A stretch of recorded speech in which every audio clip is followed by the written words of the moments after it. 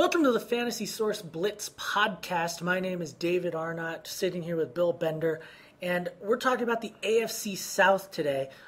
We've been doing the previews for the AFC South on the Fantasy Source Football, and one of the things that I noticed in looking at those previews and just looking at the teams is the disparity between the quarterbacks. There are two top-tier fantasy quarterbacks and two guys that you'd be taking a gamble on if you drafted them. Absolutely. And when you talk about the AFC South, the conversation obviously starts with Peyton Manning. He's the most consistent quarterback when it comes to getting 4,000 yards and 30 touchdowns. And those are kind of the marks owners want to go after. Yet somehow he always goes underappreciated. You know, somebody might take a chance on Aaron Rodgers. I mean, he might be the most consistent fantasy player of the past 7-8 years. Yeah, and you hear guys that own him, they never really tell any great stories about him, except the year that maybe he had the 48 touchdowns. Right. Yeah, and Matt Schaub's kind of taken that same page. He was real quiet last year. He threw 4,770 yards, which is the sixth highest total of all time. Sixth highest. And he goes for 30 touchdowns. He's got Andre Johnson to throw to all the time. And like you said, those two are kind of the standard, whereas you take a look at Vince Young and David Garrard, those guys, Young was pretty good last year. Garrard was about the same, yet they're looked at as maybe backups at best, and that's how I would treat them. Now, do you think that Vince Young, the standard cliche about him is that he just wins, and that doesn't really do much for the fantasy owner because you want his individual stats to go up. What kind of performance do you foresee from him? Because I think he's probably the biggest wild card out of all this. I mean, if he puts up a vintage Michael Vick season where he's throwing for 50% completions but rushing for 800 yards, that could be reasonably valuable, don't you think?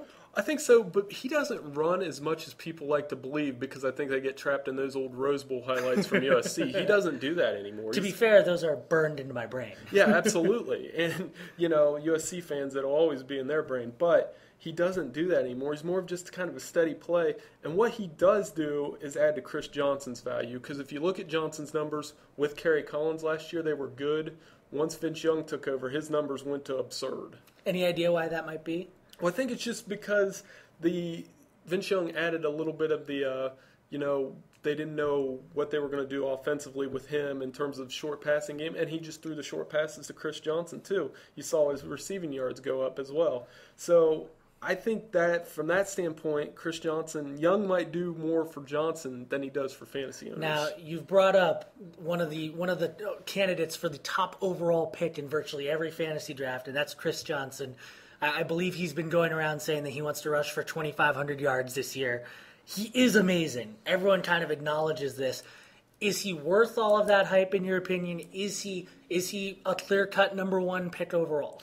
I think he is the number one pick, but I don't think the gap between him and Adrian Peterson is as large as some owners want it to be because you can't just expect a running back to go for 2,000 yards again. It's not like LaDainian Tomlinson circa 2004 or whatever year it would have been. Right, it's never happened. So a guy, maybe he goes for 2,000 total yards with the receiving yards, but Adrian Peterson, you're looking at a steady touchdown producer, steady yard gainer, and if Brett Favre comes back, you could make the argument that Peterson's number one. That being said, if I have the number one pick, if I'm that lucky, I'll go Chris Johnson. So what about the other running backs in this division? Maurice Jones-Drew, for instance, where does he stack up in the hierarchy? Well, he won't be too far behind Johnson and Peterson because the next choice is Ray Rice or Maurice Jones-Drew. The reason I would take Ray Rice over Jones-Drew, even though Jones-Drew gets all the touchdowns, is Rice is on the better team in the better offensive situation on a team that likes to pound the ball. Jones-Drew, I love what he did last year. He counts for 33% of Jacksonville's offense, but it's Jacksonville's offense. That seems like one of those things that when you're in the middle of a draft, you just make it a mantra. It's like, it's Jacksonville's offense. Remember, it's Jacksonville's offense. What about the other two teams here? I think I was looking at the Indianapolis Colts, and everyone acknowledges that they've got an elite offense. It's going to be the best offense in the league unless something interesting happens. I would think just about consensus. But from a fantasy perspective, kind of like Matt and I talked about last week with the Saints, outside of the quarterback, you can't really depend on any of those individual guys to be a first round or even necessarily a second round stalwart for you. Right, and again, like Manning, Joseph Adai, he's consistent, but he's not flashy. He's one of 6 running backs with 40 or more touchdowns in the last 4 seasons, yet nobody wants to take him in round 3. I mean, if you're not in a PPR league, how much does that hurt him? Because they were a bad rushing team last year. They didn't rush much either, did they? Right, no, they didn't. And people want to take Donald Brown. They want to give Donald Brown the job, even though Joseph Adai might just be the better back in that offense. And that's the frustrating thing.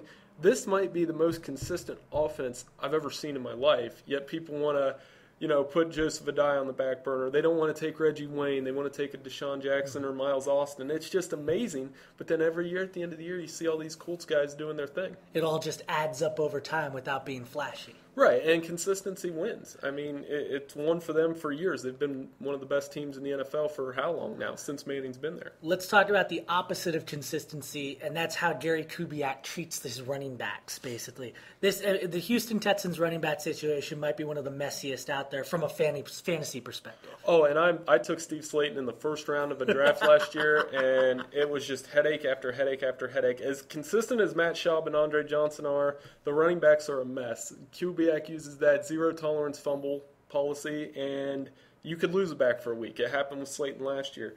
And this year you have Slayton, Arian Foster, and Ben Tate. Everybody loves Ben Tate. They think he looks like the next Bo Jackson. He's unknown because, I mean, if the guy hasn't actually shown us anything, we are free to imagine what he could be. Well, and like I tell the guys, I say, put Ben Tate's picture next to Bo Jackson or Ronnie Brown or Carnell Williams or any of those old Auburn backs, and he looks just like him. He has that look. He could be good between the tackles, but I'd like to see it with the pads on. I won't be surprised if Slayton or Foster starts the season as a lead back and maybe Tate emerges as a second-half sleeper. Let's wrap this up. Anything else that's particularly interesting about any of these teams that jumps out at you? Anybody that you think is a sleeper or anything like that? Well, there's one guy I would draft that went undrafted in our last Experts mock draft, which you can see on the website, and it's Javon Ringer, just because he's an insurance policy for Chris Johnson, because every year, and I'm, knock on wood, I hope it doesn't happen to Chris Johnson, but there's always a big injury. I think Ringer's a guy that could step in. He wouldn't put up Johnson-like numbers, but he'd be a perfect holdover. So if you draft Chris Johnson with the first pick, make sure you get Javon Ringer later. Bill, thanks for joining us on the podcast. Thanks for having me.